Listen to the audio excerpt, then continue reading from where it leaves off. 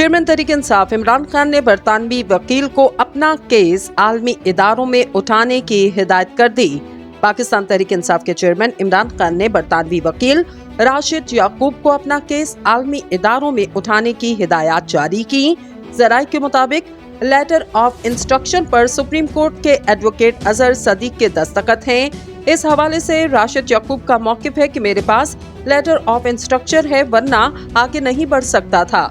इन्होंने कहा कि मैं सबसे पहले वकील हूं, वकला ही पूछेंगे लेटर ऑफ इंस्ट्रक्शन कहां है। ज़राए के मुताबिक जुल्फी बुखारी और दीगर पीटीआई रहनुमाओं ने राशिद याकूब की जानिब से केस आलमी इदारों में ले जाने की मसम्मत की।